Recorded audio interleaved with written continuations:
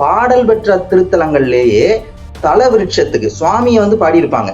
தல விருட்சமே சுவாமியா நினைச்சு பாடுனா ஒரே ஒரு திருத்தலம் திருக்குற்றாலம் திருத்தலம் தான். திருக்குற்றாலநாத சுவாமியினுடைய சன்னதி, அதுக்கப்புறம் நம்ம குழல்வாய் மொழி அம்பாளுடைய சன்னதி, அப்புறம் பராசக்தி பீடம்னு அங்க தனியா அகஸ்தியரால பிரதிஷ்டை செய்யப்பட்ட ஸ்ரீசக்கர மகாமேரு பீடம், அந்த சன்னதி. 3 சன்னதிகளுக்கும் 50 ரூபாய் கட்டணம் வசூலிக்க போறதாகவும் அதுக்கு கருத்து கேட்கணும் அப்படின்னு சொல்லிட்டு போட்டுக்கிறாங்க. வருவாயில பெரும் பகுதி வந்து குற்றாலத்தை சார்ந்து இருக்கக்கூடிய அளவுக்கு அதனுடைய வருவாய் இருக்கு.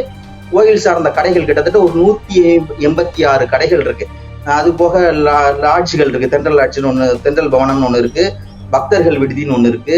அப்புறம் ரதவீதியினுடைய கார் பார்க்கிங் மட்டும் வருஷத்துக்கு 80 லட்சம் ரூபாய்க்கு போகுது. எல்லாம் அந்த கடை கார் பார்க்கிங் வச்சாலே கிட்டத்தட்ட வருடத்துக்கு 5 கோடி ரூபாய்.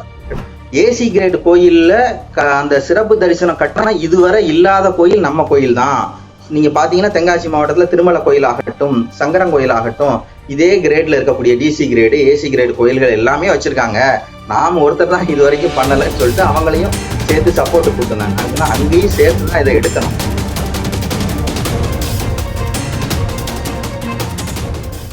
ஸ்ரீ டிவி நேயர்களுக்கு வணக்கம். எதிர்வினை நிகழ்ச்சியில் மீண்டும் சந்திப்பதில் மகிழ்ச்சி. இதில் பலதரப்பட்ட மக்களை நம்ம பேட்டி எடுத்துக்கிட்டு இருக்கோம்.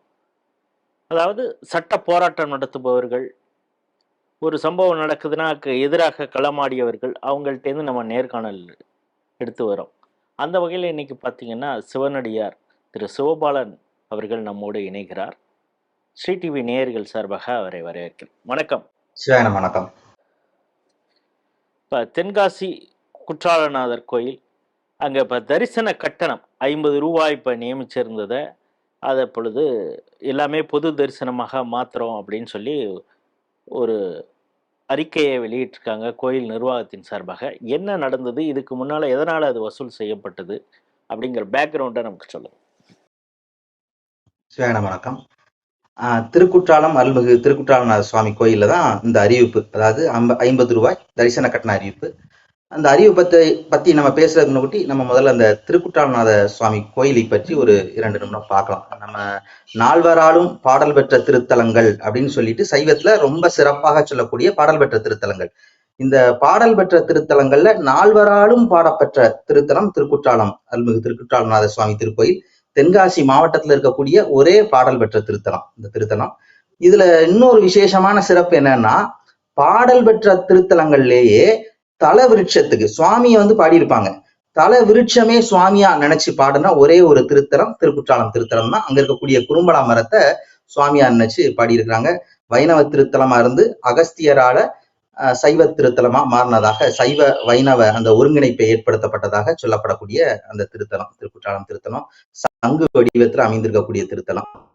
இந்த திருத்தலத்துல கடந்த மாதம் 18/6/2026 ஒரு அறிவிப்பு அவங்களுடைய அறிவிப்பு பலகையில இருந்து திருக்கோயில இருந்து செயல் அலுவலகத்துல அறிவிப்பு பலகையில வெளியிட்டு இருக்கிறாங்க.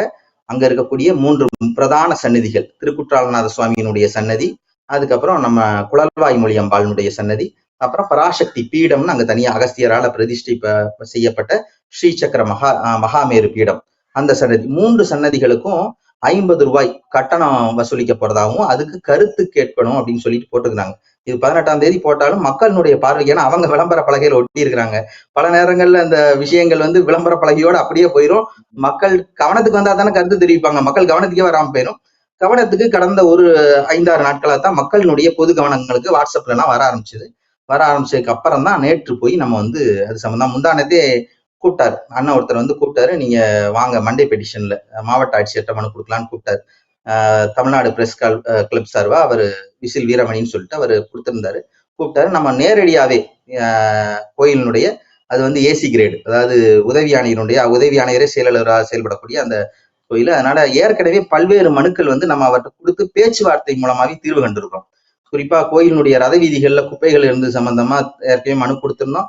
உடனடியாக ஒரு 8 அறிவிப்பு பலகைகள்லாம் வச்சு உடனே சுத்தம் பண்றதுக்கு ஒரு 10 ஆட்களை நியமிச்சு அது தகவல் உடனே எனக்கு மறுநாளே அனுப்பிச்சு வச்சாரு. அதனால பல விஷயங்கள் பேச்சுவார்த்தையில முடிங்கனாலும் நேர்ல போய் பார்த்து சொல்லலாம் அப்படின்னு சொல்லிட்டு நேர்ல போய் நேற்று செயல் அலுவலர் திரு ஆரம்பம், அதான் செயல் அலுவலர், அவரை பார்த்து விஷயத்தை எடுத்து சொன்னோம். அவங்க பல்வேறு காரணங்கள் சொன்னாங்க. கோயிலினுடைய வருமானம் வழக்கமா சொல்றது, குற்றாலநாதர் கோயிலை பொறுத்தவரையும் கோயிலினுடைய வருமானத்துக்கு எந்த விதத்திலையும் அங்க குறைவு கிடையாது. ஏன்னா அது ஒரு மிக புனிதம் வாய்ந்த புண்ணிய ஸ்தலமாக இருந்தாலும் இன்னைக்கு கால மாற்றத்தால அது வந்து ஒரு சுற்றுலா தலமா மாறிடுச்சு. தென்காசி மாவட்டத்தினுடைய வருவாயில பெரும் பகுதி வந்து குற்றாலத்தை சார்ந்து இருக்கக்கூடிய அளவுக்கு அதனுடைய வருவாய் இருக்கு. கோயில் சார்ந்த கடைகள் கிட்டத்தட்ட ஒரு 186 கடைகள் இருக்கு. அது போக லாட்ஜ்கள் இருக்கு. தென்றல் லாட்ஜ்னு ஒண்ணு, தென்றல் பவனம்னு ஒண்ணு இருக்கு, பக்தர்கள் விடுதின்னு ஒண்ணு இருக்கு. அப்புறம் ரதவீதியினுடைய கார் பார்க்கிங் மட்டும் வருஷத்துக்கு 80 லட்சம் ரூபாய்க்கு போகுது. எல்லாம் அந்த கடை கார் பார்க்கிங் வச்சாலே கிட்டத்தட்ட வருடத்துக்கு 5 கோடி ரூபாய் கிட்டத்தட்ட வருமானம் வருது. கடை வாடகை மட்டும் ஒரு 2.5 கோடி சொல்றாங்க. கார் பார்க்கிங் மற்ற அந்த பக்த நிவாஸ் இதெல்லாம் சேர்த்து 5 கோடி ரூபாய். இத திருப்பதி அப்படிங்கிற உள்ளூரை சேர்ந்த ஒரு பக்தர் வந்து ஒரு வழக்கு தொடுத்து அந்த பணம் வந்து வசூலிக்கப்படாம இருந்தது, வாடகை பணம். அவர் 78 ஆக்ட்ல வந்து வழக்கு தொடர்ந்து கிட்டத்தட்ட 1.5 கோடி ரூபாய் பாக்கி இருந்ததை அவர் அந்த வழக்கின் மூலமா வசூல் செய்தாங்க. அவர் தான் அந்த தகவல் எல்லாம் கொடுத்தாரு. 2.5 கோடி ரூபாய் கடை வாடகை மட்டுமே வருதுன்னு சொல்லிட்டு. இவ்வளவு வருமானம் வரக்கூடிய இடத்துல, வருமானத்துக்கு பல்வேறு வழிமுறைகள் இருக்கக்கூடிய இடத்துல போய் இந்த தலத்துக்கு வந்து குற்றாலத்துல குளிக்க வர்றவங்க பாத்தீங்கன்னா அந்த கூட்டம் எல்லாம் இங்க வராது, கோயிலுக்கு வராது. இந்த தலத்துக்கு வர்றதா இருந்தா தலத்தினுடைய மகிமையையும் பெருமையும் தெரிந்து பல்வேறு ஊழல் திருவாரூர்ல இருந்து வருவாங்க, பாண்டிச்சேரியில இருந்து வருவாங்க. பாடல் பெற்ற தலமாவும் இருக்கு.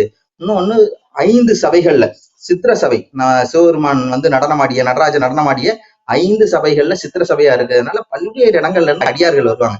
அப்படி அடியார்கள் வரும்போது பணம் இருக்கிறவன் முன்னாடி போய் நிக்கிறான், பணம் இல்லாதவன் பின்னாடி நிக்கிறாங்கிற நிலை வரக்கூடாது அப்படின்னு சொல்லி அவர்கிட்ட எடுத்து சொன்னோம். இன்னொன்னு காட்சி பொருளாக்க கூடாது. நீங்க வெளியில கடை வைங்க, வெளியில வியாபாரம் பண்ணுங்க. என்னைக்கு அந்த கோயிலினுடைய அந்த கோபுரத்தை தாண்டி உள்ள வர்றாங்களோ அந்த இடத்துக்குள்ள வியாபார சிந்தனைகள் வரக்கூடாது.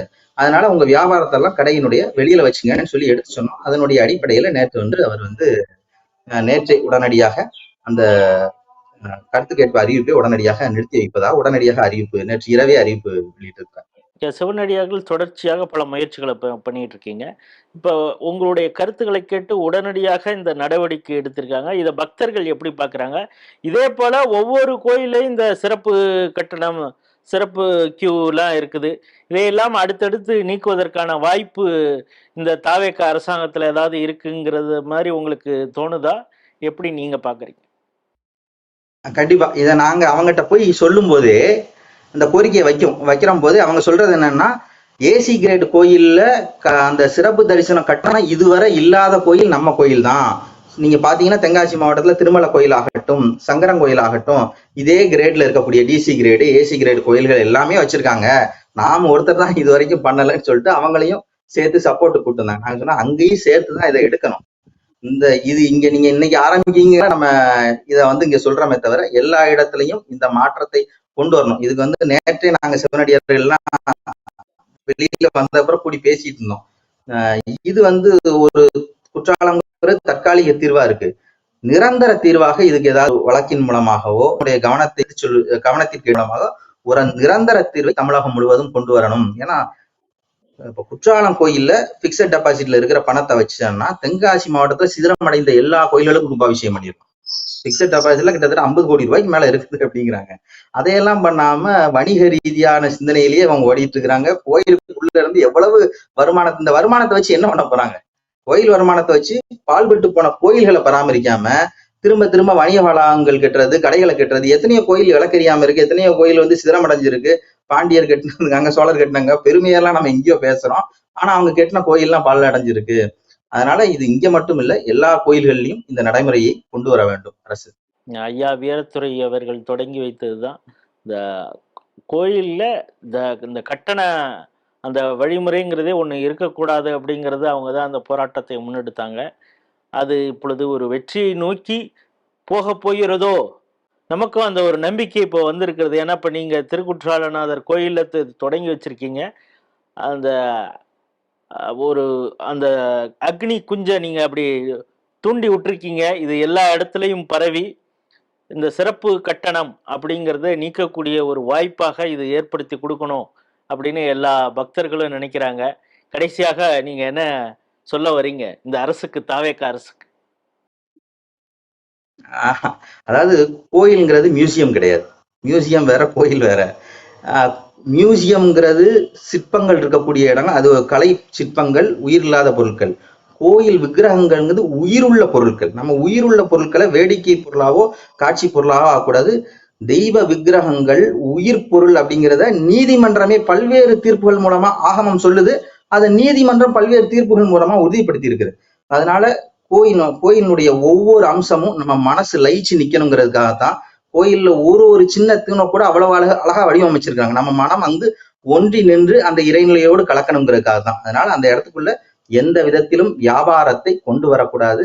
கோயிலினுடைய புனிதத்தன்மையை பாதுகாக்க வேண்டும். அதனால கோயிலை வியாபார தலமாக மாற்றக்கூடாது அப்படிங்கிறதுதான் என்னுடைய நிறைவான கோரிக்கையா இருக்கு. ஒரு நீண்ட பயணத்தினுடைய முதல் அடி அது ரொம்ப முக்கியம்.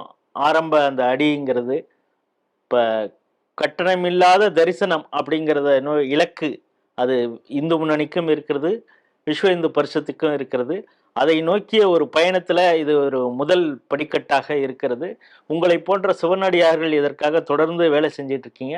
உங்களுடைய நோக்கம் நிறைவேற வேண்டும் அப்படின்னு ஸ்ரீ டிவி நேயர்கள் சார்பாக நன்றியும் பாராட்டுதல்களை தெரிவித்துக் கொள்கிறேன்.